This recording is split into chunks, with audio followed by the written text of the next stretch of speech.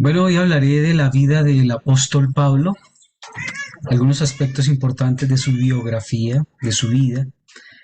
Como primer aspecto, quiero hablar de su nacimiento. Él nace en la ciudad de Tarso, nace en esa provincia de Cilicia, lo que hoy en día conocemos como Turquía, perteneciente hoy a esa franja de Asia Occidental. Saulo de Tarso, como es su nombre de pila, significa pequeño. Saulo de Tarso nace en una familia judeo-romana. ¿Por qué? Porque su padre de origen romano, por eso él tiene esa nacionalidad romana, y su madre, evidentemente, judía. Dice la misma escritura que él viene de la tribu de Benjamín, una de las tribus más pequeñas de Israel. Saulo de Tarso es un joven que es educado bajo los principios y fundamentos de la ley judía. Como todo judío, nace y es educado, circuncidado, educado bajo sus principios formales del judaísmo, pero particularmente Saulo de Tarso, para esa época, es adoctrinado bajo esos principios del fariseísmo. Un fariseísmo liberal en medio de todo, de la escuela de Gamaliel, que rige para su época, y uno de los grandes rabinos, nieto de Gilel, uno de los grandes hombres respetados de escuela, se llamaba evidentemente la escuela de Gilel, y ahí es donde Gamaliel, su nieto, da sus clases como rabino, y viene Pablo y es adoctrinado bajo la cultura judía en ese proceso de formación, como es la exégesis, como es toda esa parte de, de el gran significado de la ley. Pasado el tiempo, porque había un tiempo prudencial, ellos empezaban ese proceso sobre los 5 años, pero terminaba sobre los 15 años, él se devuelve a Cilicia, a Tarso, y allí continúa ya su proceso de formación, pero más en la secularidad, como es el hacer tiendas. Él viene de una familia de artesanos y comerciantes, donde ellos, algunos tejen, algunos hacen y otros comercializan el tema de las tiendas, y a lo largo de su trabajo misionero, él también se desarrollaba precisamente como hacedor, como trabajaba en todo ese tema de tiendas, haciéndolas y vendiéndolas para ayudarse en la parte misionera, como lo vemos a lo largo de las cartas y a lo largo de su vida. Subsiguiente a esto, él vuelve a Jerusalén. Al parecer, él nunca conoció a Jesús, nunca lo conoció, así visualmente, pero sí lo escuchó. Y como él era un celoso de los principios elementales del judaísmo, entonces se convirtió en uno de los primeros y grandes perseguidores, ¿sí?, de aquellas personas que seguían a Cristo, que en su época se llamaban los del camino. Todos los judíos, gente del Sanedrín y toda la cúpula de fariseos, saduceos, de los celotes, que no amaban obviamente a Jesús, que lo odiaban, se convirtieron en perseguidores. Para esta época está la iglesia primitiva, la primera iglesia, la iglesia apostólica, y entonces es allí donde Pablo aparece en escena en Hechos capítulo 9, donde él sale persiguiendo a la iglesia hacia Damasco. Camino a Damasco, él se encuentra con el Señor Jesucristo, o más bien Jesús se le atraviesa en el camino y le dice: ¿por qué? ¿Por qué me persigues? Y él tiene un encuentro, de esos encuentros que son transformadores. Y la vida de Pablo, de ahí en adelante, es otra vida. Pasó de ser un perseguidor a, a ser también perseguido.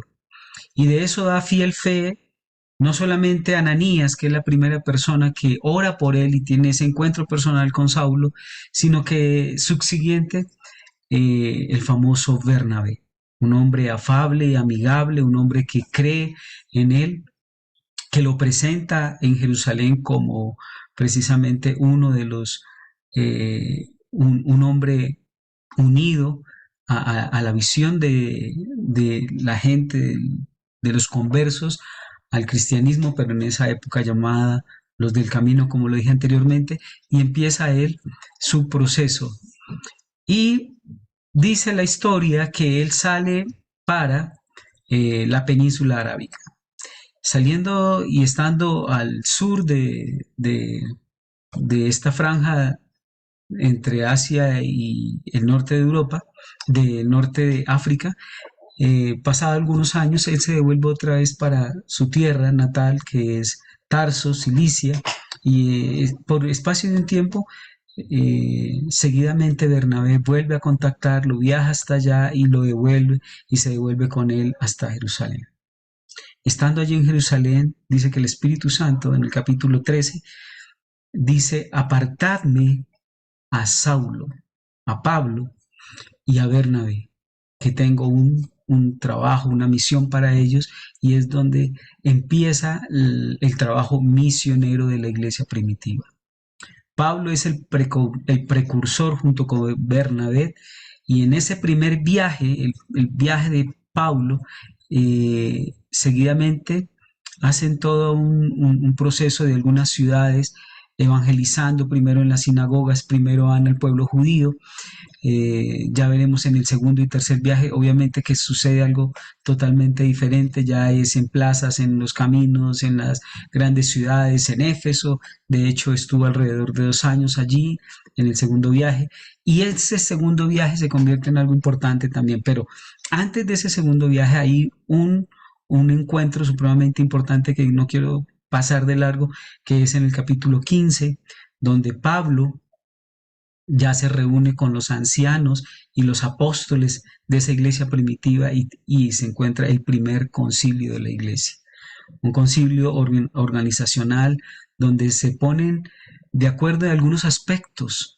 referente a lo que es la vida cristiana para los gentiles, cómo es, hay que judaizarlos o no, y entonces Pablo con mucha vehemencia enfrenta las distintas posturas de los apóstoles y genera esa influencia sobre ellos de que pues los nuevos conversos que no son judíos no hay que judaizarlos, y se empieza a hablar de la gracia. Seguidamente él parte en su segundo viaje, tienen una desaveniencia con Bernabé por su sobrino llamado Juan Marcos, el cual no va para este segundo viaje, y en este segundo viaje va Bernabé, se va con Juan Marcos para la isla de Creta, y Pablo parte para la provincia de Siria, para el norte de Asia, de esa franja de Asia, de Palestina, se va con Silas. En este segundo viaje es apedreado, en este segundo viaje tiene una relación muy estrecha donde el Espíritu Santo le habla. En este segundo viaje hay una orientación permanente del Espíritu Santo sobre la vida, sobre todo lo que va a estar sucediendo en el camino. Pero algo supremamente importante en este segundo viaje, él empieza a escribir las famosas cartas. Las primeras dos cartas que él escribe es primera y segunda de Tesalonicenses. Escribe algunas cartas y ahí empieza su viaje, no solo como misionero, sino también como escritor, ya sea dando orientación a las iglesias, también exhortando en algunos casos, en otros casos animando, en otros casos orientando desde el punto de vista teológico a cada una de las iglesias que él ya había instalado.